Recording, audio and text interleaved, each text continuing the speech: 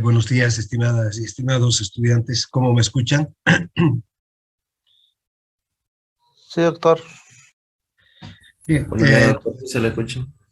muy bien. Continuaremos con el tema de la anterior clase y hoy vamos a hablar sobre el control o la regulación nerviosa de la circulación. Estábamos hablando sobre las características de la inervación de los vasos sanguíneos. Como ustedes recordarán por anatomía, los vasos sanguíneos están inervados por el sistema nervioso simpático. El parasimpático no tiene ninguna función en la regulación de la regulación nerviosa de los vasos. Solamente fibras simpáticas llegan hasta las arteriolas y las venas, también a las arterias, desde luego. Cuando hay una estimulación simpática, se va a producir una vasoconstricción, una estimulación total del simpático va a producir contracción en arterias, arteriolas, vénulas y venas. Ahora, los capilares no tienen ningún tipo de inervación, porque los capilares solamente tienen una capa de células endoteliales. ¿Qué es lo que inervan los nervios simpáticos? La capa muscular, el músculo liso que tienen las arterias, las arteriolas, las vénulas y las venas. Como los capilares no tienen músculo liso, no hay inervación simpática ni parasimpática de los capilares. Ahora, cuando hay una estimulación simpática, una excitación simpática, se produce vasoconstricción. Cuando hay una inhibición simpática, se produce vasodilatación. Por eso es que no hay necesidad de una acción contrapuesta de otro sistema o del parasimpático, por ejemplo, para la vasodilatación. Si el simpático produce vasoconstricción, el propio sistema simpático también va a producir vasodilatación, enviando señales inhibidoras hacia los músculos lisos de los vasos. Bien, a nivel de las arterias y arteriolas, cuando hay una estimulación simpática, aumenta la resistencia, porque las arterias y las arteriolas lo que hacen es, en su función principal, es conducir la sangre hacia los capilares y conducir esta sangre a presiones altas, como ya sabemos. Pues cuanto mayor es, entonces la contracción, va a haber mayor presión y va a esto, mayor contracción básicamente, y esto va a hacer que disminuya el flujo sanguíneo, ¿no? Y se va a producir una resistencia periférica, va a disminuir la velocidad y la cantidad de flujo sanguíneo que se dirige hacia un territorio. Cuando hay, en cambio, estimulación simpática a nivel de las venas, esta estimulación simpática disminuye el volumen que está de sangre que está en las venas también, porque al contraerse las venas hay menos sangre en estas, pero esta sangre es impulsada hacia la aurícula derecha. A esto permite que aumente el retorno venoso, y si aumenta el retorno venoso va a aumentar el gasto cardíaco. Esto va a permitir entonces en última instancia que aumente la función de bomba del corazón. Una inhibición simpática en cambio va a hacer que se dilaten las venas, a nivel de las venas, estas se van a dilatar. Si se dilatan va a haber mayor volumen en las venas y va a disminuir el retorno venoso. Recuerden que las venas tienen una función clave de ser reservorios de sangre. ¿Para cuándo tenemos ese reservorio? Para cuando es necesario aumentar el gasto cardíaco. El gasto cardíaco puede aumentar de 5 litros por minuto hasta 13 litros por minuto en una persona normal, sin una preparación física, digamos, extra, pero en un deportista el gasto cardíaco puede subir a 17, a 20, 25 o 35 litros por minuto en casos de exigencia extrema en deportistas que exigen al máximo su rendimiento físico, ¿no? Entonces, vea, es una función clave de las venas tener esa reserva para aumentar el gasto cardíaco, pero también esta reserva nos sirve, como hemos hablado ya varias veces, en casos de hemorragia. Tenemos 1 litro de sangre extra en las venas que puede ser utilizada cuando perdemos sangre en una hemorragia. Bien, ahora, ¿cómo es la inervación simpática del corazón y de los vasos? Primero hablaremos de la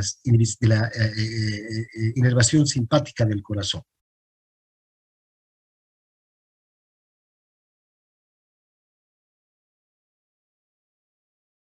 Como recordarán, las fibras simpáticas del corazón llegan a las aurículas y también a los ventrículos. En las aurículas estimulan al nódulo sinusal y al nódulo sinoauricular. Esto hace que aumente la frecuencia cardíaca. Una estimulación simpática a nivel de los receptores beta 1 adrenérgicos, produce un aumento en la conductividad del sodio, lo que hace que aumente la despolarización del nódulo sinusal, y con el aumento de la despolarización del nódulo sinusal se aumenta la frecuencia cardíaca. Por otro lado, también el simpático inerva el músculo liso, o el músculo cardíaco, perdón, el músculo cardíaco tanto de la aurícula como del ventrículo. También actúa sobre receptores beta 1, receptores adrenérgicos beta 1, con los que aumenta, en este caso aumenta el flujo de calcio desde el líquido extracelular. El calcio, al ingresar en el músculo, aumenta la fuerza de contracción del músculo cardíaco. Entonces, vean, una estimulación simpática del corazón, como ya hemos visto, tanto cuando hemos hablado de cardíaco como cuando hemos hablado de parasimpático, o perdón, de simpático y parasimpático. Una estimulación simpática potente del corazón aumenta la frecuencia cardíaca y aumenta la fuerza y el volumen cardíaco. Aumenta la fuerza de contracción y el volumen cardíaco. Bien. El parasimpático, en cambio, no tiene acción sobre los vasos. No hay fibras del parasimpático que lleguen hacia los vasos, pero sí tiene una acción importante a nivel del corazón, pero tampoco actúa a nivel de todo el corazón. Las fibras parasimpáticas apenas llegan, como ustedes pueden ver, el vago, por acá en esta línea punteada, llega hasta las aurículas y específicamente inerva los dos nódulos, el nódulo sinusal y el nódulo auriculoventricular. ¿Cuál es la acción del parasimpático en estos dos nódulos? Los inhibe. Lo que hace es aumentar la conductancia del potasio, se aumenta la salida de potasio del interior del nódulo y el nódulo sinusal queda inhibido, es decir, queda hiperpolarizado por esta causa, y esta inhibición va a conducir a un importante descenso de la frecuencia cardíaca y bradicardia cuando hay una estimulación parasimpática. Y hay también un descenso de la contractilidad cardíaca, pero no es por acción del parasimpático, no es una acción directa, sino es una acción indirecta debido a este descenso de la frecuencia cardíaca. Bien, ahora, el simpático tiene un sistema vasoconstrictor muy importante. Es el único que inerva los vasos y va a producir una estimulación simpática, la contracción de los vasos sanguíneos. En los vasos sanguíneos tenemos receptores alfa-1, receptores adrenérgicos alfa-1, que también, cuando tienen una estimulación simpática, aumentan el flujo de calcio hacia el interior de la fibra del músculo liso, tanto de arteriolas y venas y vénulas, ¿no? Entonces, el calcio en el músculo liso viene desde el líquido extracelular, entonces aumenta el flujo de calcio desde el líquido extracelular, y con el aumento del calcio al interior del músculo liso vascular, aumenta contracción. Entonces, hay un sistema vasoconstrictor potente a nivel de los vasos. También este sistema vasoconstrictor es potente a nivel de los vasos que están en los riñones, en el vaso, en los intestinos, en la piel, y tiene una menor capacidad de producir vasoconstricción en los músculos y el cerebro. Después vamos a analizar mejor estas características de vasoconstricción en los diferentes territorios. ¿Ven? Cuando hay una estimulación simpática en especial, hay una vasoconstricción potente a nivel de las vísceras. Toda la sangre que está en las vísceras disminuye la cantidad de sangre que se dirige a las vísceras. Solamente llega la cantidad mínima necesaria para que las células de estos tejidos, del estómago, del intestino, del hígado, del vaso, de los riñones, para que las células de todos estos órganos reciban la cantidad mínima de sangre indispensable para que puedan cumplir sus funciones sin sufrir, desde luego. Pero toda la sangre que se evita que vaya hacia los vasos se distribuye hacia los músculos y el cerebro cuando hay una estimulación simpática. Entonces, por eso es muy potente a nivel de estas zonas del organismo y menos a nivel de los músculos y el cerebro. Bien. Ahora, el simpático es y el sistema nervioso autónomo en general, aunque lo llamamos sistema nervioso autónomo de la vida vegetativa, no es totalmente autónomo, ¿no? ¿Por qué? Porque de hecho es regulado por centros, organizaciones neuronales, centros neuronales que están a nivel del tronco del encéfalo, que están a nivel de el hipotálamo, y desde aquí parten impulsos nerviosos que van a regular la acción tanto del simpático como del parasimpático. Ven, para empezar, tenemos un centro vasomotor en el cerebro. Este centro vasomotor transmite impulsos parasimpáticos a través de los nervios vagos que se dirigen hacia el corazón. Estos impulsos parasimpáticos que van hacia el vago, ¿no? Tienen un efecto directamente de inhibición de la frecuencia cardíaca a nivel del nódulo sinusal. Cuando tiene que disminuir la frecuencia cardíaca por algún motivo, entonces desde este centro vasomotor se impulsan o se originan estímulos que parten hacia el corazón específicamente. Pero también este centro vasomotor transmite impulsos simpáticos a través de la médula espinal, ya no a través del vago, desde luego, sino a través de la médula espinal, de los nervios periféricos, de los nervios simpáticos, hacia las arterias, hacia las arteriolas, hacia las venas y también hacia el corazón, desde luego. Y vean, tenemos entonces en este centro vasomotor una zona vasoconstrictora que envía impulsos simpáticos hacia las arterias, arteriolas y venas para que se contraigan.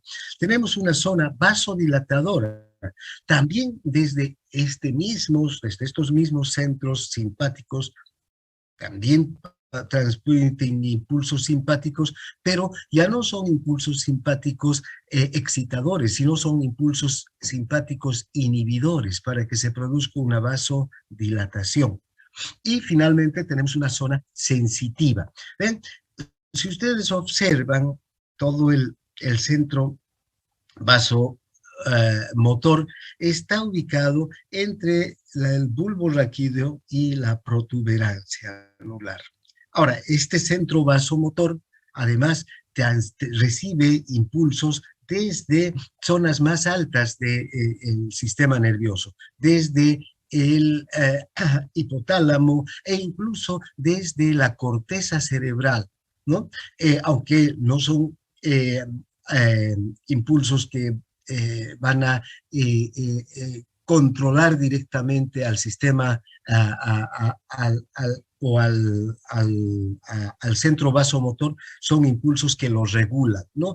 En determinadas situaciones para que la circulación de la sangre sea adecuada y que pueda satisfacer las variadas y diversas necesidades del organismo, porque no siempre estamos en reposo, o no siempre estamos en actividad física, o no siempre estamos en actividad mental, o no siempre estamos en digestión. Entonces, vean, hay diversas situaciones, actividades del organismo que tienen que ser reguladas desde o que necesitan de una regulación circulatoria. Cada una de estas actividades va a necesitar de una regulación de la circulación, que vaya más o menos sangre a los diferentes órganos. Bien, ahora tenemos un tono vasoconstrictor simpático por el centro vasomotor, ¿no? La zona vasoconstrictora, entonces, esta zona que está aquí en la protuberancia, va a transmitir señales hacia las fibras nerviosas vasoconstrictoras simpáticas. ¿Para qué? Para producir descargas lentas continuas que tienen una velocidad entre medio y 2 impulsos por segundo. ¿Cuál es el objetivo de este tono vasoconstrictor? Ya el término tono nos indica que estos impulsos de descargas lentas y continuas mantienen un estado de contracción de los vasos. Los vasos normalmente tienen un estado de contracción, de ligera contracción. Ese estado de ligera contracción puede ser modificado por el simpático. Puede aumentar el estímulo simpático y contraerse más el vaso. O puede disminuir el impulso simpático, inhibirse el sistema simpático y dilatarse el vaso desde ese estado de tono vasoconstrictor. Entonces, al igual que el músculo esquelético y el músculo liso, recuerdan, tienen estos músculos un tonismo, tanto el músculo esquelético como el músculo liso. En este caso, el músculo liso de los vasos tiene un estado de tonismo. Este estado de tonismo es una contracción permanente, ¿no? Que se mantiene durante todo el tiempo. Si estamos en reposo, por ejemplo, no estamos haciendo nada, todos los vasos del organismo tienen un nivel de contracción que se mantiene durante todo el tiempo. Cambiamos de actividad y entonces algunos vasos pueden dilatarse y otros pueden contraerse, porque hemos cambiado de actividad, pero desde ese nivel de tono vascular. Fíjense, si las arterias y las arteriolas mantienen una presión arterial de 100 milímetros de mercurio. Esta presión media, ustedes pueden ver la gráfica, la presión media se mantiene gracias a ese tono vascular, ¿no? Que está en todos los vasos. ¿Qué sucede durante una anestesia espinal? Cuando introducimos lidocaína en la médula espinal, estamos inhibiendo todas las señales que salen y que llegan a la médula espinal. Por eso se produce esta anestesia espinal. ¿Qué es lo que le sucede al paciente con anestesia espinal? Deja de sentir dolor. ¿Por qué? Porque los impulsos sensitivos y cualquier otra sensación, ¿no? No solamente dolor, todos los impulsos sensitivos que están llegando al asta posterior quedan bloqueados. También el paciente es incapaz de las piernas, por ejemplo, ¿no? Queda paralizado de una buena parte del organismo, no puede moverlas durante el estado de anestesia espinal. Entonces, ¿por qué? Porque todos los impulsos nerviosos que salen desde la asta anterior de la médula hacia las motoneuronas también quedan inhibidos, entonces el paciente no puede mover los músculos. Y finalmente, también hay una inhibición de la salida de del estímulo nervioso simpático. Sabemos que el simpático, al abandonar la médula, lo hace desde el asta intermedio anterior, ¿no es verdad? Y estas fibras del simpático se unen a las fibras nerviosas de los nervios raquídeos para abandonar la médula y abandonan junto a este paquete a este paquete nervioso. Entonces, también el simpático al salir de la médula espinal es inhibido. Y fíjense qué ocurre con esa inhibición. Todos los pacientes que van a tener este tipo de anestesia espinal van a disminuir, la presión va a caer directamente, sufren hipotensión. ¿Por qué? Porque toda la estimulación simpática, incluida la que mantiene el tono vasoconstrictor, el tono vasomotor, digamos, ¿no? Va a caer. Y fíjense, va a caer a unos 50 milímetros de mercurio aproximadamente. Entonces el paciente entra en hipotensión. Por eso los anestesiólogos saben esto y se tienen que encargar de mantener la presión del paciente alta, porque con una presión así el paciente está en hipotensión, ¿no? Ahora, ¿qué es lo que, fíjense, si en Buen día, disculpe por cortarle. A mi compañero se le cortó el internet, Daniel Jiménez y Yulisa Quinteros. Ya, muy bien, los voy a aceptar.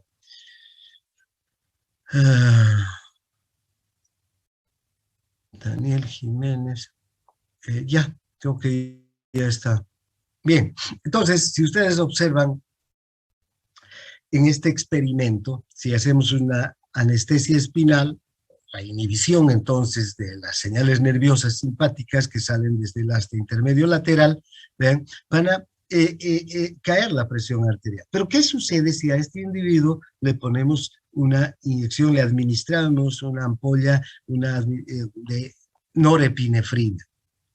La norepinefrina es un fármaco que actúa exactamente igual que la noradrenalina o norepinefrina, solo que esta es sintética, viene en ampollas y se puede administrar por vía intravenosa. Fíjense cómo la norepinefrina inmediatamente eleva la presión arterial, lo que nos está demostrando que el tono vasoconstrictor normal del organismo se mantiene gracias a estas continuas señales que salen desde el simpático. Esta es una acción importante para mantener la presión arterial media, ¿no? Este tono vasoconstrictor también se conoce entonces como tono vasomotor. Bien, ahora, este centro vasomotor entonces es el que va a controlar la actividad de los vasos, pero también del corazón, ¿no? Por eso se llama centro vasomotor. Si ustedes observan estas porciones laterales del centro vasomotor, hay dos agrupaciones neuronales, ¿no? Unas dos en la parte superior, que son el centro vasoconstrictor, y dos en la parte inferior, el centro vasodilatador. En realidad está a nivel de la protuberancia. Si recuerdan, la mayor parte de los estímulos excitadores, ya sean del músculo esquelético, del propio cerebro, como hemos visto neuro, parten de centros nerviosos que están en las estructuras más superiores, prácticamente a nivel de la protuberancia. En cambio, las señales inhibidoras parten de estructuras más inferiores que están a nivel de la parte superior del bulbo raquídeo. En este caso también, fíjense, este es un centro vasodilatador que también controla al simpático. Este controla al simpático y este también controla al simpático. Pero este lo que hace es producir inhibición del centro vasoconstrictor. Cuando este centro se activa, el centro vasodilatador, inhibe al centro vasoconstrictor y que va a producir una inhibición de la actividad simpática, ¿no? También va a controlar al corazón, no solamente a los vasos, sino también va a controlar al corazón. Ahora, fíjense, este centro, todo el centro vasomotor, tiene un centro, el centro cardioinhibidor. Este centro cardioinhibidor está más relacionado con el sistema parasimpático. ¿Por qué? Y fíjense, también este centro cardioinhibidor está en la parte inferior del centro, del todo el centro vasomotor, a nivel de la unión entre la parte superior del bulbo raquídeo y de la protuberancia, ¿no? Este centro cardioinhibidor, a través de los vagos, transmite impulsos inhibidores hacia el corazón, disminuyendo la frecuencia cardíaca en especial, y también la contracción. Bien, ahora,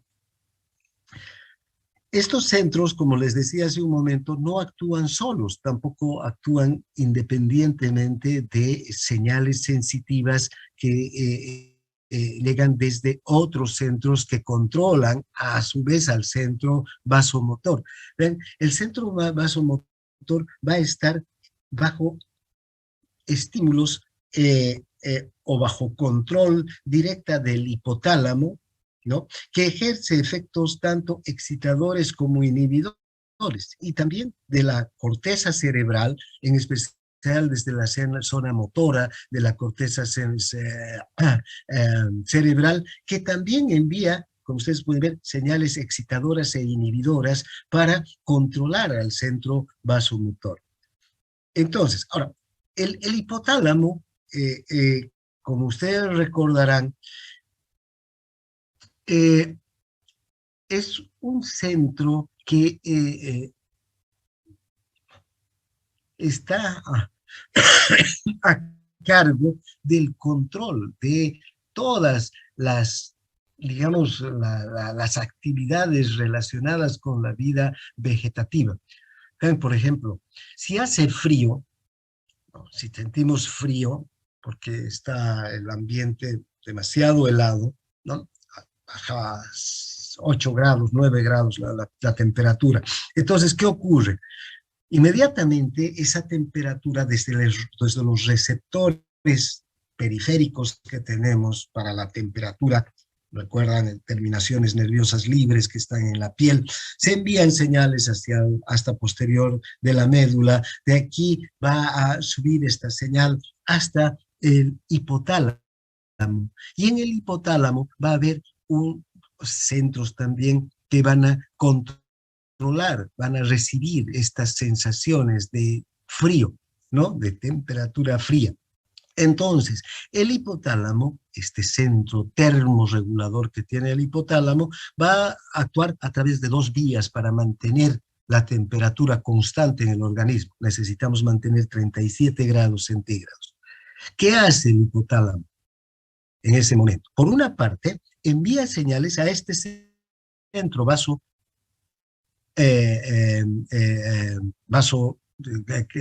cardiorregulador y vasoregulador, ¿no? El centro vasomotor. ¿Para qué? Para que se contraigan todas las arteriolas, las metaarteriolas de los vasos que están en la piel, para evitar que fugue el calor hacia el exterior y conservar el calor en el interior del organismo.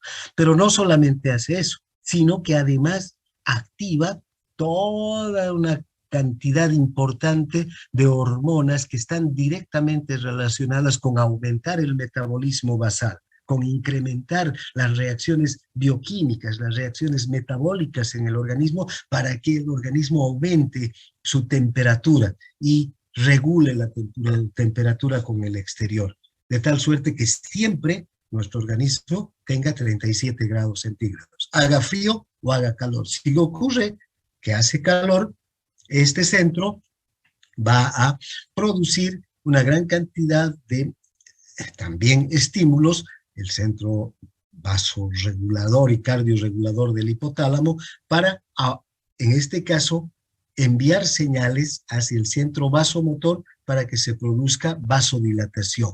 Y entonces la vasodilatación en las arteriolas de la piel va a producir que haya un aumento del flujo sanguíneo, haya sudoración, haya pérdida de calor y a través de del sistema hormonal disminuir al máximo el metabolismo en el organismo, disminuir la liberación de hormonas metabólicas. Fíjense cómo estos centros del hipotálamo, que son el hipotálamo, por eso es la central de mando de la actividad vegetativa del organismo, el hipotálamo está recibiendo señales de todas partes del organismo. Y desde ahí, desde los centros que tiene, envía también a su vez señales a otros centros nerviosos para regular las funciones. Entonces, el hipotálamo va a regular las funciones del centro cardio o circulatorio o del centro vasomotor, enviando señales de excitación o de inhibición. Pero también el área motora, desde la corteza cerebral. Recuerdan, desde aquí nacen los impulsos nerviosos para poner en actividad los movimientos musculares, ¿no? Entonces, cada vez que nosotros realizamos una actividad muscular, no solamente el estímulo parte hacia los músculos para que estos músculos se muevan, sino también parte de ese estímulo que se origina en el área motora se dirige hacia el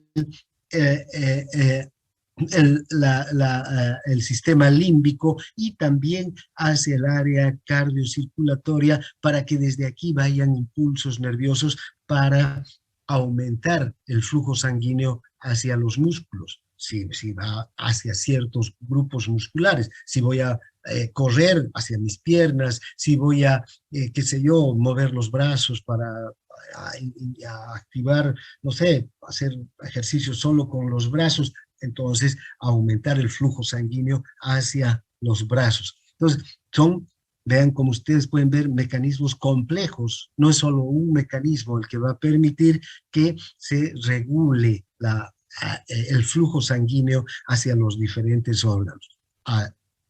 No es solo el centro vasomotor, no es solo el simpático o el parasimpático, sino que interviene en el hipotálamo y también la corteza cerebral, que puede inhibir o excitar, ¿no?, a los vasos para producir aumento o disminución del flujo sanguíneo. Bien, ahora, el simpático, como sabemos, actúa directamente a través de un neurotransmisor, que es la noradrenalina. La noradrenalina se segrega en las terminaciones postganglionares de todo el sistema simpático, excepto de estos que van a los vasos sanguíneos de la piel, de los músculos piloerectores y de las glándulas sudoríparas, ¿no?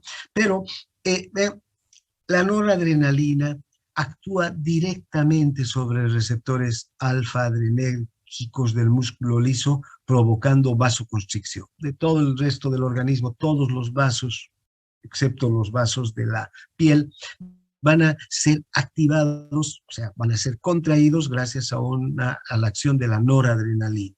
La noradrenalina, a través del sistema de la fosfolipasa, se va a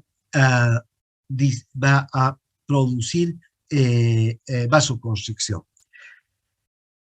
Pero no solamente actúa esta noradrenalina que se segrega a nivel de las neuronas postganglionares del simpático, sino también que la médula suprarrenal tiene una relación directa con el sistema vasoconstrictor simpático, porque la médula suprarrenal, como ustedes recordarán, segrega tanto noradrenalina como adrenalina.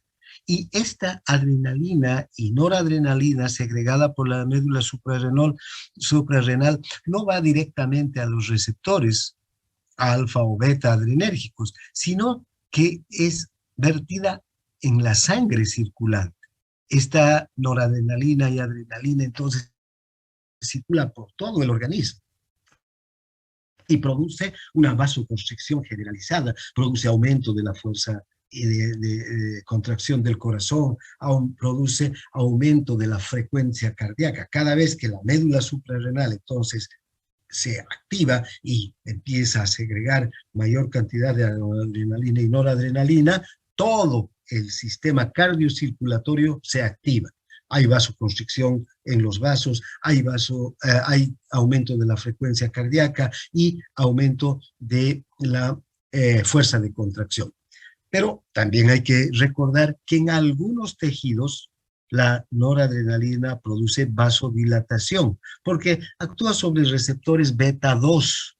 Estos receptores beta 2, ¿dónde están? En las arterias que penetran, las arteriolas en realidad, que penetran en el interior del músculo cardíaco, por ejemplo, en las arteriolas endocárdicas. Aquí hace falta que cuando hay una estimulación cardíaca, más bien haya vasodilatación, porque el músculo cardíaco requiere mayor cantidad de sangre. Y si hay vasoconstricción acá, fíjense, más bien se le va a quitar de flujo sanguíneo, menos oxígeno, menos nutrientes para un músculo que está en aumento de su actividad.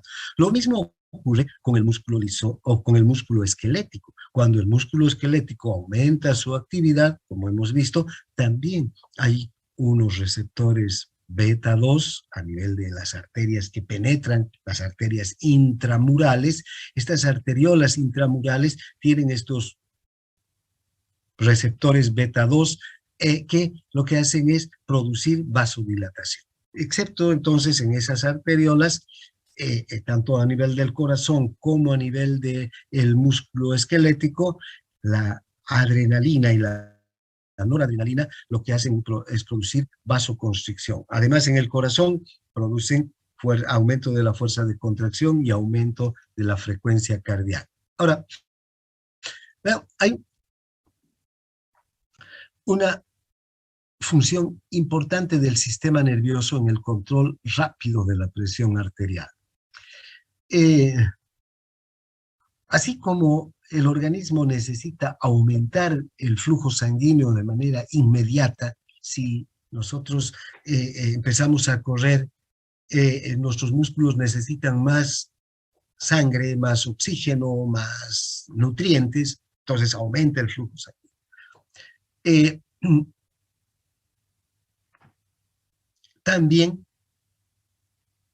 y ese flujo sanguíneo aumenta en segundos, como hemos visto ya, pero también para que pueda haber un aumento en general de el flujo sanguíneo hacia los músculos, por ejemplo, que necesitan correr, tiene que haber cambios a nivel de todo el sistema cardiocirculatorio. Tiene que aumentar la presión arterial, tiene que aumentar la función de bomba del corazón, ¿no? Entonces, también, no bien, si estamos echados con una presión media de 100 milímetros de mercurio, con la cantidad, con 5 litros de gasto cardíaco que se están distribuyendo, como ya hemos visto en el cuadro de la anterior clase, en los porcentajes adecuados a cada tejido para que estos cumplan sus funciones mínimas, ¿no? Estamos en reposo, tranquilos ahí. ¿Qué sucede cuando nos paramos y empezamos a correr? Tiene que haber cambios en todo el sistema cardiocirculatorio, tiene que aumentar el flujo sanguíneo, tiene que aumentar la presión arterial y tiene que subir la presión arterial. ¿Ven? Y esos cambios ocurren en segundos, no estamos hablando de cambios que van a ocurrir a la tarde o después de una hora, tienen que, en ese mismo momento que nos hemos parado y hemos empezado a correr, tienen que producirse todos esos cambios. Tiene que haber funciones vasoconstrictoras que contraigan los vasos sanguíneos de numerosos territorios y también estímulos cardíacos que lleguen hacia el corazón y que el corazón empiece a funcionar con mayor rapidez y con mayor fuerza de contracción. Además, en ese mismo momento se tiene que producir una inhibición de las señales inhibidoras vagales, porque el vago también cumple, cuando estamos en reposo, está cumpliendo una función, enviando señales inhibidoras hacia el corazón para mantener la frecuencia cardíaca dentro de los límites de la normalidad. Entonces hay que inhibir al vago para que el vago no frene la acción del simpático, ¿no? Fíjense, todos estos cambios que se producen a nivel del sistema cardiocirculatorio. Ahora, ¿cuáles son los cambios que van a aumentar la presión? Si todas las arteriolas de la circulación sistémica se contraen, va a aumentar la resistencia periférica, va a aumentar la oposición a que la sangre circule por un territorio determinado. Si las venas, además, se contraen con fuerza, va a desplazar gran cantidad de sangre hacia el corazón y va a aumentar el volumen de sangre en el corazón. Además, el sistema nervioso autónomo estimula directamente también al propio corazón, lo que también potencia la bomba cardíaca. Ahora, fíjense qué interesante es esto. Cuando todas las arterias, y las arteriolas en especial, de la circulación sistémica se contraen, va a aumentar la resistencia. Y esta resistencia, ¿qué hace?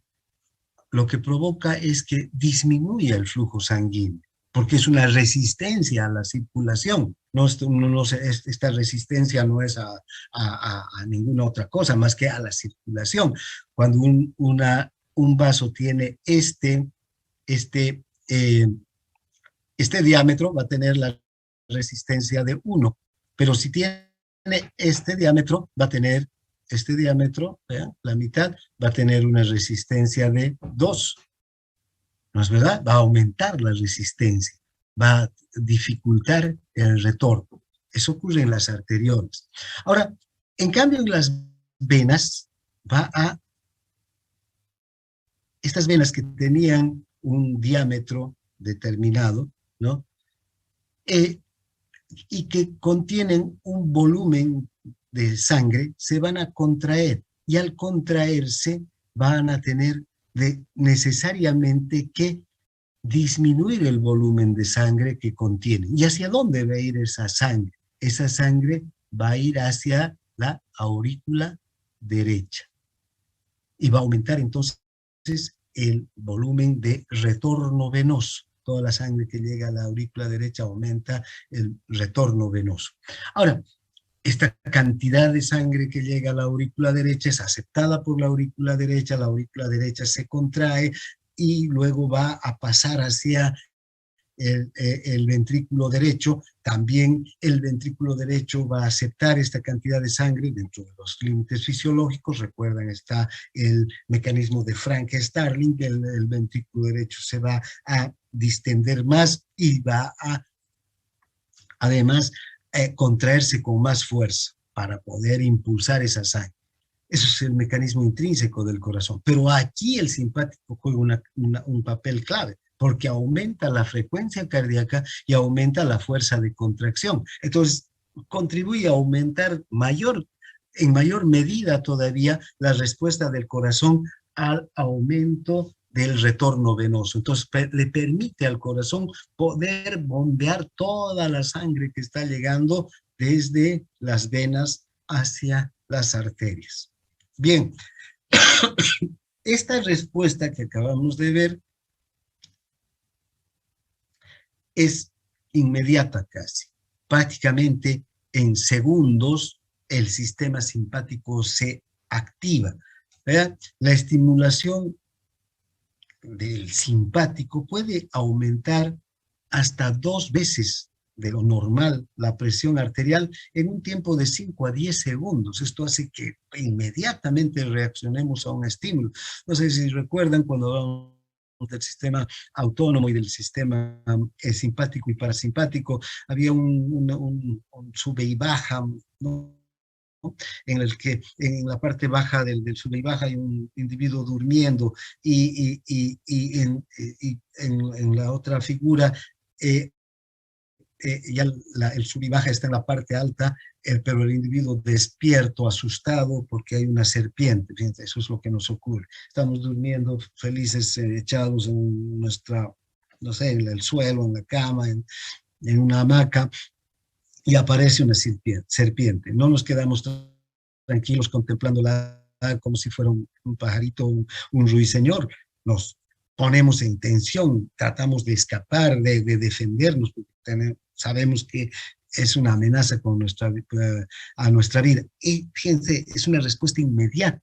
Y para eso, para responder a ese estímulo, tiene que estar todo este mecanismo de aumento de la presión arterial del sistema simpático. Por otro lado, una vez que si entramos en reposo, puede haber una inhibición también de la presión arterial media a la mitad, pero esta inhibición de la presión no es tan rápida como la activación. La activación es casi inmediata, ¿vean? En 5 a 10 segundos puede duplicarse la presión arterial. En cambio, la inhibición puede bajar a la mitad en 10 a 40 segundos, mucho más lentamente que cuando nos activamos, cuando nos ponemos en estrés, ¿no? Bien, volvemos. Ahora, ¿qué ocurre durante el ejercicio? En el ejercicio puede aumentar en un 30 a un 40% la presión arterial. Esto es normal, que de una presión media de 100 milímetros de mercurio aumente hasta 130 milímetros de mercurio. No estamos hablando de una situación patológica. Cuando aumenta la presión en reposo, ahí estamos hablando de una hipertensión, que ya es una patología. Estos aumentos de la presión arterial durante el ejercicio, durante el estrés, son normales, tienen que además aumentarse porque de esta manera los músculos, el cerebro, el corazón van a recibir una cantidad de flujo sanguíneo mayor del que se reciben en reposo. Ahora, una cosa importante que tenemos que recordar es que estos cambios aumentan la presión arterial cuando entramos en actividad, para que ciertos grupos de músculos y el cerebro y el corazón reciban mayor cantidad de sangre. Ahora, dice, cuando todas las arterias de la circulación se contraen, aumenta la resistencia. Esto pareciera contradictorio, ¿no? Si se aumentan las resistencias, se contraen. Y los músculos, el cerebro, el corazón que necesitan más sangre también van a estar contraídos. Esto no sucede en la realidad. Estos cambios se van a dar no en los tejidos que han aumentado su actividad metabólica, porque recuerdan ahora la clase de unas 2 o 3 clases anteriores, cuando hemos hablado del control local del flujo sanguíneo. Aquí, en los músculos, el cerebro, el corazón, cuando empiezan a producir, aumentan su actividad metabólica, son independientes de estos cambios, el flujo sanguíneo hacia esos órganos, son independientes de la presión arterial. ¿Por qué? Porque estos órganos están produciendo adenosina, están produciendo dióxido de carbono, están produciendo iones hidrógeno, están produciendo iones potasio, sustancias vasodilatadoras, ¿recuerdan? Entonces ahí se produce una vasodilatación local, dominan estas sustancias vasodilatadoras, si quieren. Además también la otra teoría nos dice que con que baje el oxígeno, la saturación de oxígeno en un territorio determinado es suficiente para que aumente el diámetro de los vasos y se produzca vasodilatación. Entonces, fíjense, en los tejidos que aumentan su actividad, por ejemplo, durante el ejercicio, durante el estrés, ¿qué tejidos aumentan la actividad? Los músculos, el corazón, el cerebro, todo el sistema nervioso para estar atento. Entonces, durante este momento, ahí se producen estas sustancias vasodilatadoras, ahí se produce la disminución de la saturación de oxígeno, todos estos elementos que contribuyen a que haya vasodilatación. Entonces, hacia estos órganos se encamina una gran cantidad de sangre. En cambio, hay una vasoconstricción en todos los restos de los órganos. Volvamos a una diapositiva anterior, entonces. ¿Dónde está? Aquí. Ven, dice, el efecto de vasoconstrictor simpático es especialmente potente en los riñones, el vaso, intestinos, piel. Estos órganos, durante el estrés, durante el ejercicio, no necesitan recibir mayor cantidad de sangre que la mínima necesaria para que cumplan con sus funciones metabólicas y no sufran daño. Entonces aquí va una mínima cantidad de sangre. Todo el resto de la sangre se encamina hacia los músculos, hacia el cerebro, hacia el corazón. Y en estos también, vean, el tono vasoconstrictor simpático es menos potente a nivel de los músculos y el cerebro y el corazón. Y de hecho, a nivel de estos órganos están dominando los aspectos metabólicos, porque han aumentado el metabolismo, ¿no? Bien, entonces, por eso es que hay que tomar en cuenta que cuando se aumenta, cuando el organismo requiere aumentar la presión, ¿no? Durante el ejercicio, ¿no? Aquí, durante el ejercicio, va a aumentar el flujo sanguíneo hacia los músculos, hacia el cerebro y hacia el corazón. Esto por la vasodilatación local, porque cada tejido controla su flujo sanguíneo. Recuerden, ese es un principio de la circulación que ya lo hemos venido viendo desde hace tiempo. Y eso es independiente de la presión arterial. Luego, esto entonces, esta vasodilatación se produce por el aumento de sustancias vasodilatadoras, ¿no?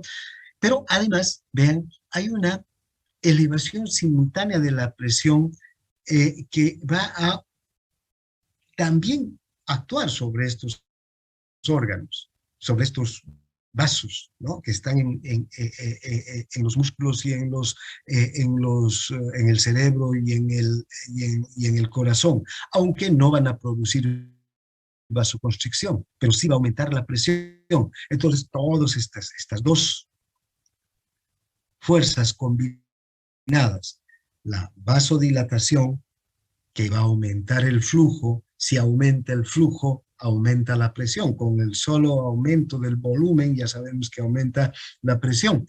Vamos a, para recordar esto, la presión arterial es igual a flujo por resistencia, ¿no? Flujo es el volumen. Cuando hay vasodilatación, aumenta el volumen, va a aumentar la cantidad de sangre que está llegando hacia los músculos, hacia el cerebro. Entonces, aumenta el flujo, ¿no es verdad? Y aumenta la presión.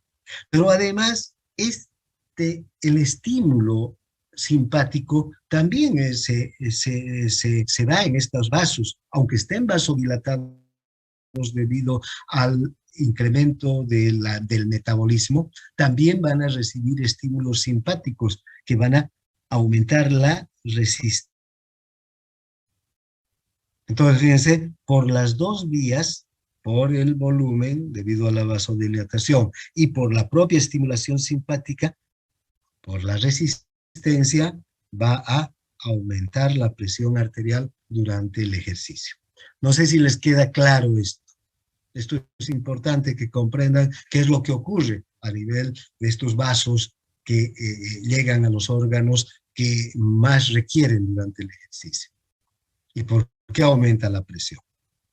Y es normal que aumente, y tiene que aumentar. Si no aumenta, los órganos no reciben la suficiente cantidad de sangre. Además, vean, en las venas tiene que haber un aumento de la presión. ¿Para qué? Para que aumente el gasto cardíaco. Después vamos a analizar más en detalle. Después vamos a hablar mucho del gasto cardíaco y del retorno venoso, y vamos a ver estas variables que son muy importantes en la circulación.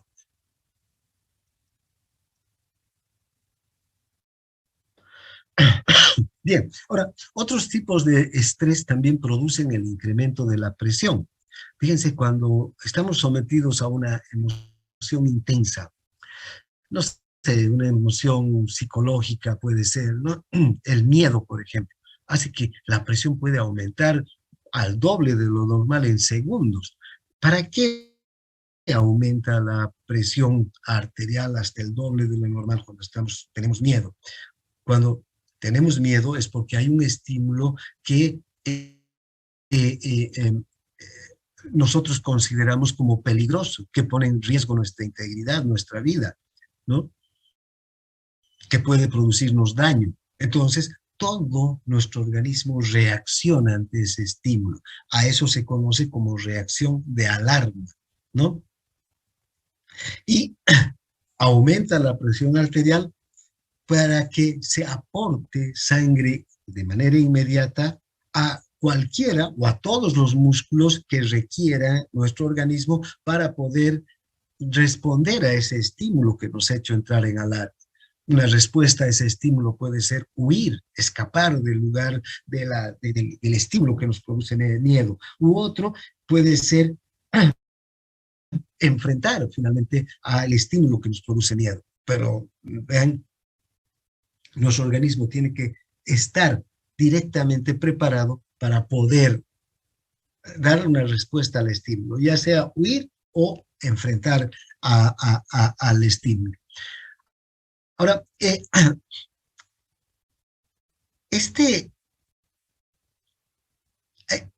también hay un estrés que, digamos, no es producido por una situación concreta, ¿sí?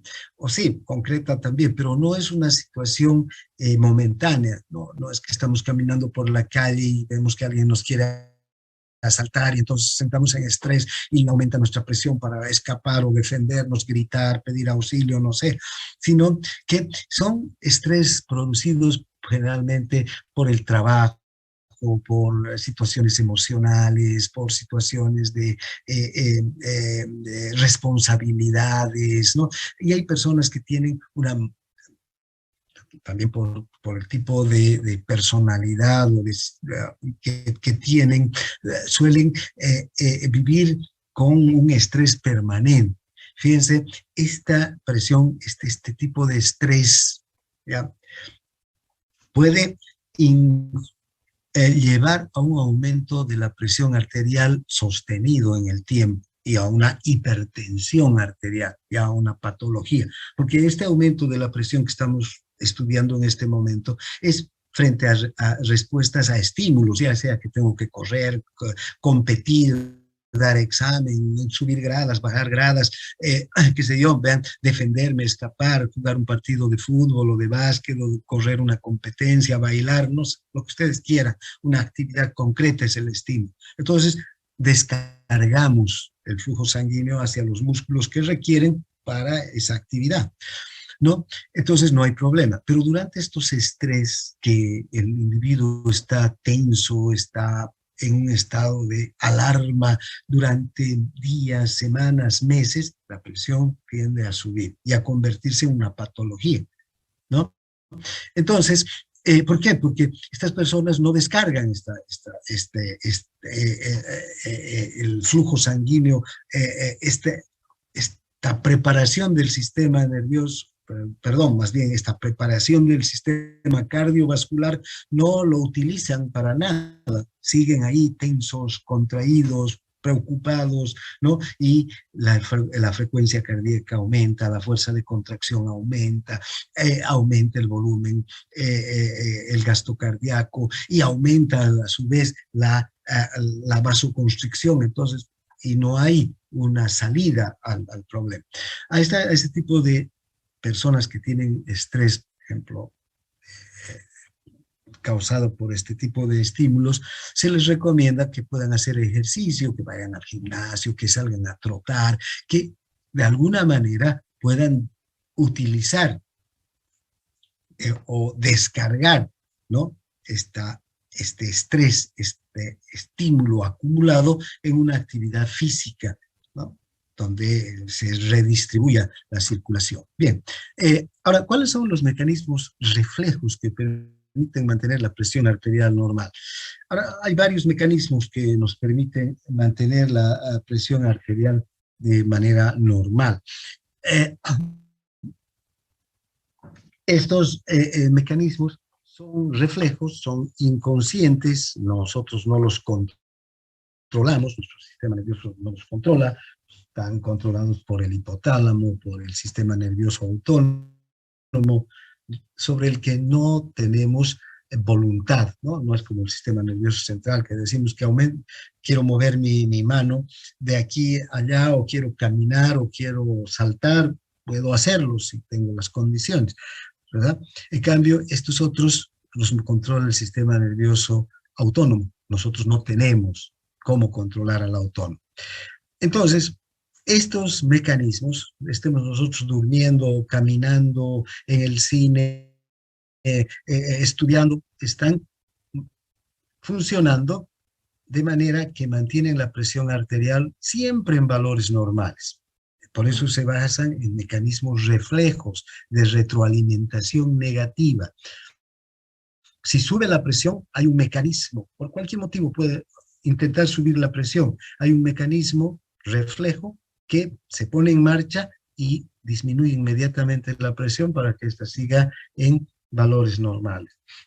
Si tiende a bajar la presión, hay un mecanismo reflejo que se pone en marcha, ¿no? Y por un mecanismo de retroalimentación negativa, vuelve a subir la presión hasta ponerla en condiciones normales. Por eso se llaman mecanismos reflejos que utilizan estos mecanismos de retroalimentación negativa. ¿Cuáles son los principales y los más efectivos y los que están funcionando día y noche sin descanso? Son, en primer lugar, los vasoreceptores que están a nivel de la aorta, del callado de la aorta y de la bifurcación de las dos carótidas. Aquí tenemos estos vasoreceptores, son receptores tipo spray que responden al estiramiento.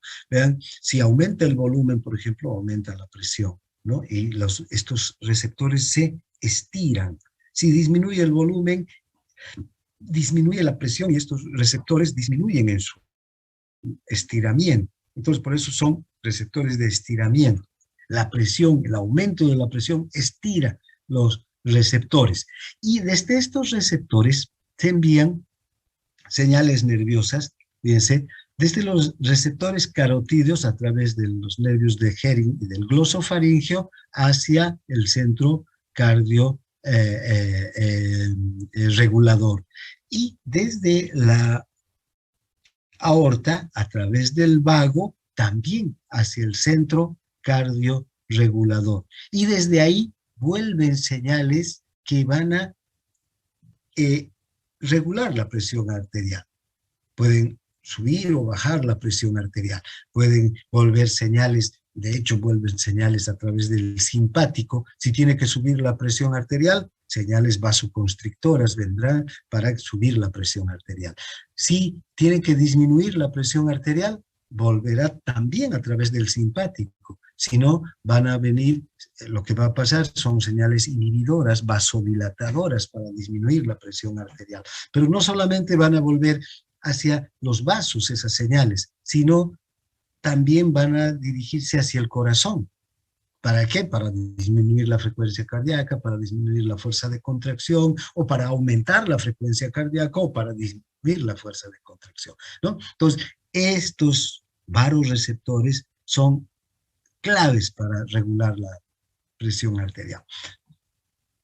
Entonces, desde la bifurcación de la carótida, los nervios los nervios de Hering y el glosofaringeo llevan las señales. Y desde la aorta, el vago es el que va a llevar las señales al centro cardiorregulador. Ahora, estos varoreceptores no se estimulan con presiones muy bajas. Si la presión está por debajo de 50 milímetros de mercurio, estos varoreceptores ya no responden, porque son receptores de estiramiento. Ahí ya no están nada de estirados, ni poco ni mucho, entonces no van a responder. Cuando las presiones son muy bajas, ya no actúan los varoreceptores. Vamos a ver que cuando la presión está entre 50 a 0, son otros receptores, ¿sí? Los quimiorreceptores, que también están en la carótida y también están en la aorta. ¿Por qué son los quimiorreceptores? Porque en este punto la concentración de oxígeno ha disminuido tanto que son esos quimiorreceptores los que se empiezan a activar.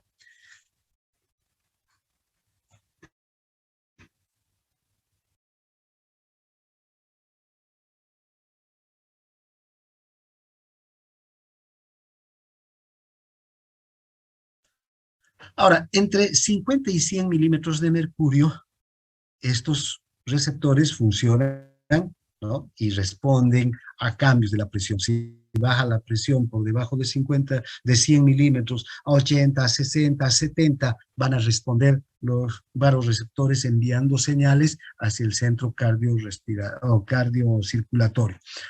También van a responder a presiones altas, por encima de 100 milímetros de mercurio, hasta unos 180 milímetros de mercurio, la presión media. Imagínense lo que es la presión media, 180 milímetros de mercurio. Estamos hablando de presiones que fácilmente llegan a 300, la sistólica, y a 100 o 120 la diastólica, ¿no? Entonces, fíjense, estas son una presión altísima, 180 milímetros de mercurio, la media, la presión media, no la sistólica o ni la diastólica, sino la media, la que normalmente es de 100 milímetros de mercurio. Ahora, tanto los carotídeos como los aórticos van a responder a más o menos a las mismas características. Y tal vez los aórticos van a responder incluso a presiones un poco mayores de los 180 milímetros de mercurio. ¿Qué características tienen estos varoreceptores? Actúan con gran rapidez. En segundos ya la señal está en el centro cardiocirculatorio y está retornando hacia los vasos el impulso nervioso que vaya a dilatar o a contraer el vaso, ¿no? Estos varoreceptores incluso responden mejor a cambios de presiones que se dan con mucha rapidez que a presiones que son estacionarias. Presiones estacionarias, estos varoreceptores responden para mantener la presión en un valor determinado. Pero cuando cambia la presión, por algún motivo hay una hipotensión, disminuye la vasodilatación periférica, puede haber, y disminuye la presión arterial, inmediatamente los vasoreceptores detectan esta disminución, envían señales hacia el centro cardiocirculatorio y desde ahí vuelven señales excitadoras hacia los vasos para que se contraigan, hacia el corazón para que aumente la frecuencia cardíaca, para que aumente la fuerza de contracción, porque ¿qué pasa si hay una disminución de la presión? Disminuye el gasto cardíaco y disminuye el retorno venoso. Y si disminuyen estos dos valores, va a disminuir el flujo sanguíneo hacia todos los órganos. Y entonces, ¿qué va a sentir una persona con presión por debajo de la normal? Mareos, lipotimia, se puede desmayar, ¿verdad? Porque la presión está tan baja. Entonces, inmediatamente, los receptores tienen que responder a estos cambios de presión para que enviar señales nerviosas que restablezcan la presión arterial, ¿no? Bien, ahora, cada vez que hay un cambio de presión, entonces, inmediatamente los vasoreceptores entran en funcionamiento, ¿no? Las señales de los vasoreceptores entran en el tracto solitario del bulbo, ¿no? Las señales inhibidoras inhiben el centro vasoconstrictor y en sí excitan el centro parasimpático vagal. Esto ocurre cuando aumenta la presión arterial. Fíjense, si aumenta la presión arterial a 120 de 100 por algún motivo, estas señales de los vasoreceptores van hacia el tracto solitario del bulbo raquídeo. ¿Y qué es lo que van a hacer? ¿Ven? Por una parte, enviar señales desde el centro desde el centro vasodilatador hacia el centro vasoconstrictor. Estas señales son señales inhibidoras, como les decía hace un momento. El centro vasoconstrictor disminuye la frecuencia de envíos de estímulos hacia los vasos y los vasos empiezan a dilatarse. Y además excitan el centro parasimpático vagal, que envía señales hacia el nódulo sinusal y el nódulo auriculoventricular. ¿Para qué? Para que disminuya la frecuencia cardíaca. Entonces, ¿cuál va a ser el efecto neto de la acción de estos vasoreceptores cuando aumenta la presión arterial? Vasodilatación de venas y arteriolas, descenso de la frecuencia cardíaca y de la fuerza de contracción. Entonces, volviendo al dibujo, vean, disminuye aquí la presión, para que se haga, disminuye la presión arterial, ¿no? Y van las señales hacia estos centros, actúan sobre primero los centros cardioinhibidores, o vasodilatadores, para que estos inhiban a los centros vasoconstrictores que están en la protuberancia, y luego la señal por el simpático sea de inhibición, vasodilatación. Pero además van a actuar también sobre el centro cardiorregulador para que mediante el parasimpático lleguen señales hacia el nódulo sinusal y el nódulo auriculoventricular para que disminuya la frecuencia. Con todo eso, entonces, disminuye la presión arterial en general, ¿no? Entonces, eso es lo que cuando hay los vasoreceptores se excitan por una presión elevada, ocurren esos cambios. Lo mismo va a ocurrir cuando estos vasoreceptores perciban una presión baja. Los efectos van a ser contrarios, ¿no? Perciben una presión baja, disminuye la presión por debajo de 100 milímetros de mercurio, 80, 70, se envían señales hacia el centro cardiocirculatorio. Aquí, ¿qué va a ocurrir? Se va a estimular el centro vasoconstrictor. Va a haber vasoconstricción generalizada de arterias, arteriolas, venas, y va a aumentar la frecuencia cardíaca y la fuerza de contracción. Todo eso va a hacer que aumente el volumen de retorno venoso, aumente el gasto cardíaco y se restituya la presión arterial. Son mecanismos inmediatos. Vean, este es un experimento que se ha hecho con unos perros, ¿no? A los que se les ha pinzado los nervios que tanto el gloso faríngeo como el vago, para evitar que los receptores, los vasoreceptores envíen señales hacia el centro cardiocirculatorio. Fíjense, inmediatamente ha habido un aumento de la presión arterial. Y luego, cuando se ha vuelto a restablecer, digamos, ¿no? En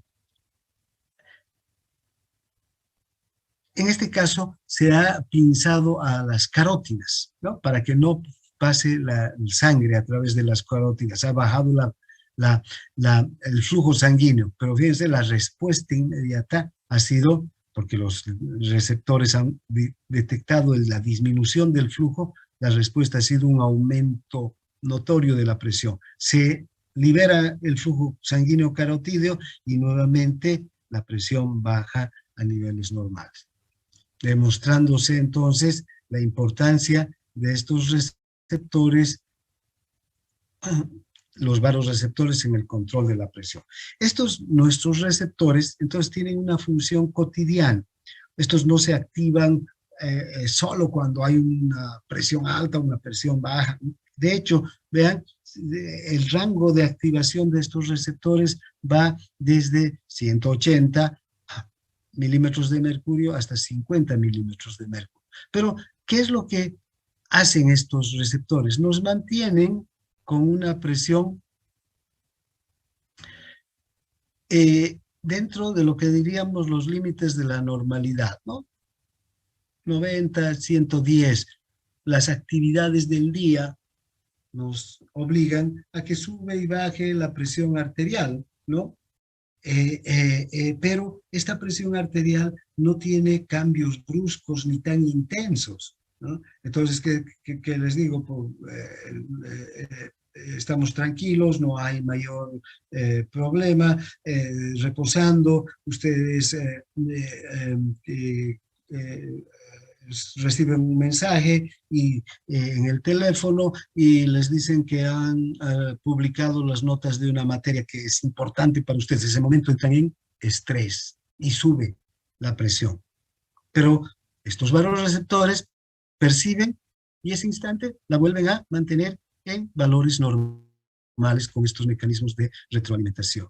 ¿Vean? O salen y tienen un problema o tienen que cruzar una calle, se asustan por algo, también, ¿vean? Va a subir la presión, pero inmediatamente los receptores se activan y por los mecanismos de retroalimentación mantienen la presión dentro de valores normales. ¿Qué sucede si denervamos, si cortamos a los varorreceptores en este caso? De su comunicación con el centro cardiocirculatorio. Si hacemos una sección, aquí cortamos, no permitimos ya que vayan estímulos desde la aorta ni desde la carótida. Vean, este experimento se ha hecho en perros y fíjense cómo varía la presión.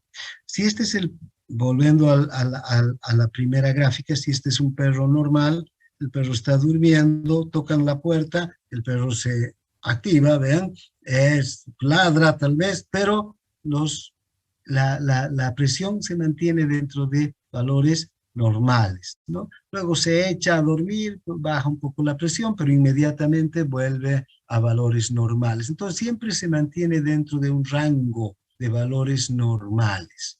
No hay variaciones intensas y bruscas de la presión. Luego tocan la puerta, es una persona desconocida, el perro se altera más todavía, ladra ahí, el otro lo molesta, incluso el perro ladra, fíjense, pero sube la presión e inmediatamente vuelve a mantenerse dentro de valores relativamente normales, aumentos y disminuciones, porque tiene que haber estas variaciones de la presión de acuerdo a las actividades cotidianas.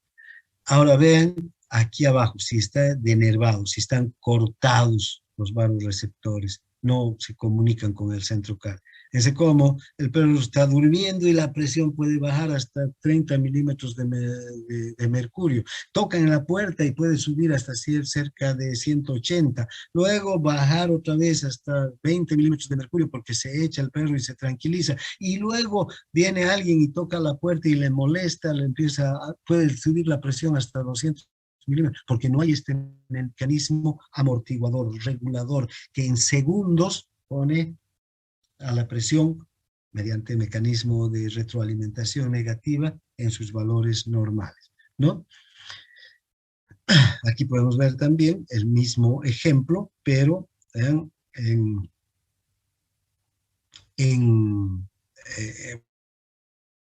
unas curvas diferentes, ¿ven? Y la variación. En un perro normal, las variaciones de la presión arterial no le van a hacer que se aleje de los 100 milímetros de mercurio. La mayor parte va a estar dentro de los 100 milímetros de mercurio, ¿no? Puede bajar hasta 80, hasta 90 y subir hasta 110. En cambio, en un perro denervado, fíjense cómo puede haber estas variaciones tan extremas. Pocos van a estar en 100 milímetros de mercurio, que es lo normal.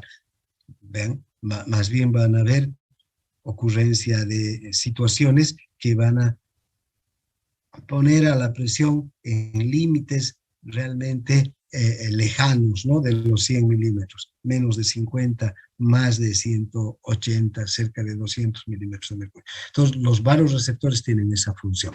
Ahora, los quimiorreceptores, que también están en las carótidas y en la aorta, tienen otra función.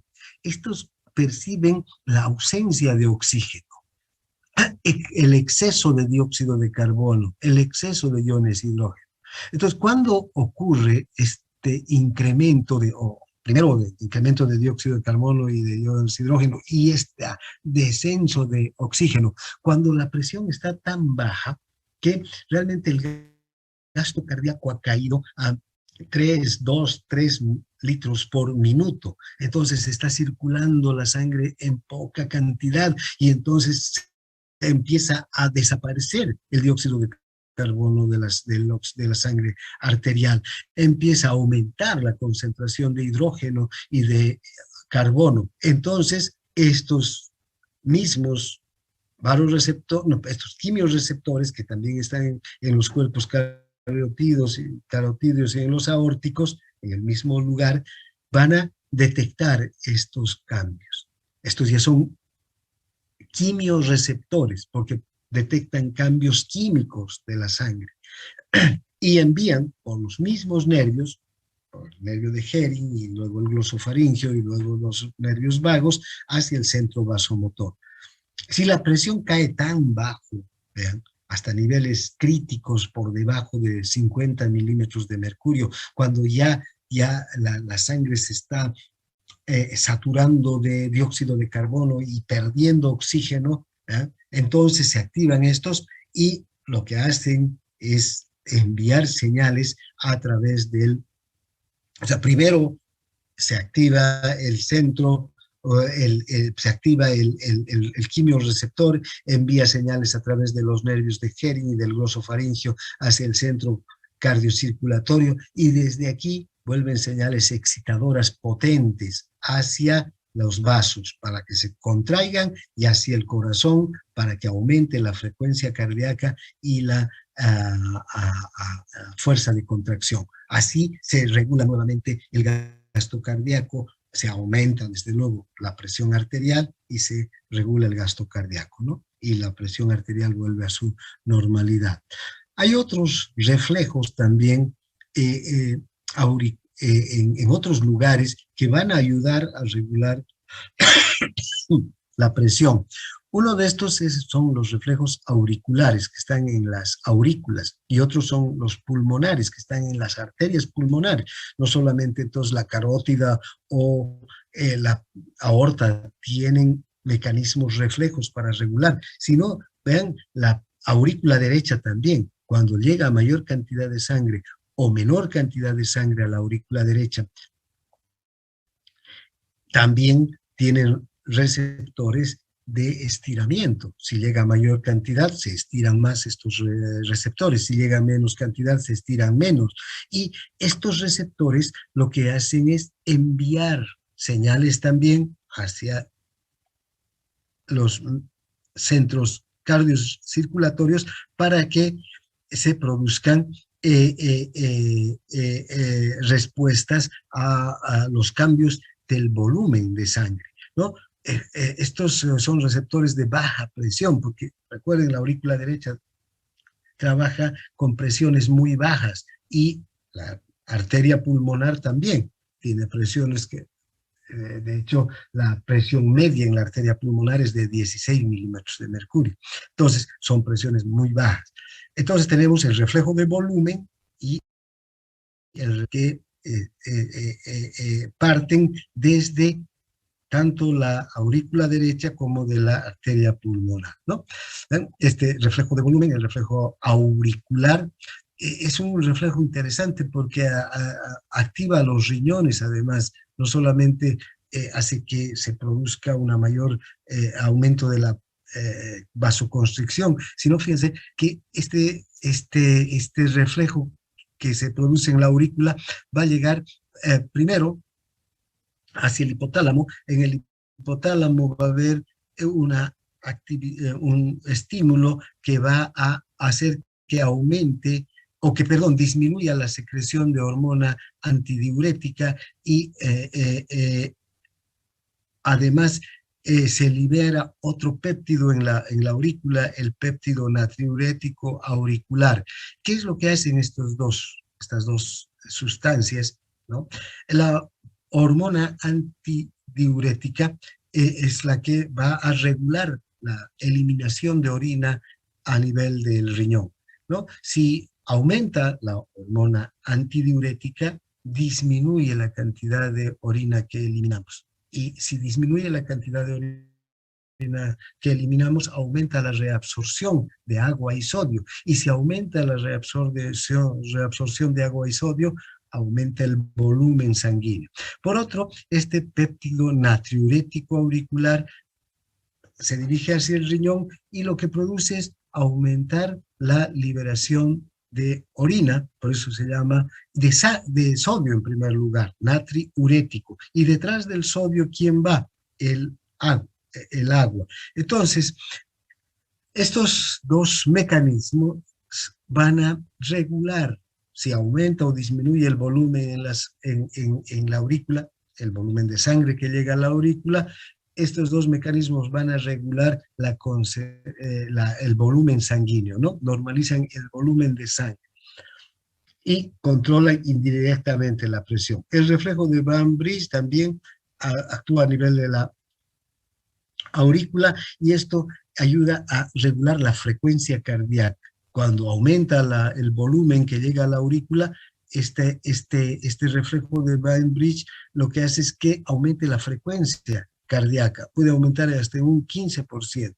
Entonces, son reflejos que se suman a todos los otros mecanismos que ayudan al control más fino, ¿vean?, de la presión arterial a través del volumen. Finalmente, hay esta respuesta isquémica del sistema nervioso central. ¿Qué sucede cuando hay una disminución de la presión arterial que puede producir ya la muerte de un individuo? Y no reaccionan, ya no hay respuesta de los vasoreceptores ni de los quimiorreceptores. Entonces, cuando hay una isquemia a nivel de el sistema nervioso, cuando ya el sistema nervioso, el cerebro, se ven privados de oxígeno, hay una respuesta simpática tan potente que ya es la última trinchera de lucha del organismo que puede elevar la presión hasta 250 milímetros de mercurio con tal de restituir las funciones cardiocirculatorias. Bien, aquí vamos a terminar. No sé si hay alguna pregunta. De lo contrario, gracias por su atención. Nos vemos mañana. Gracias, doctor. Hasta mañana. Hasta mañana. Gracias.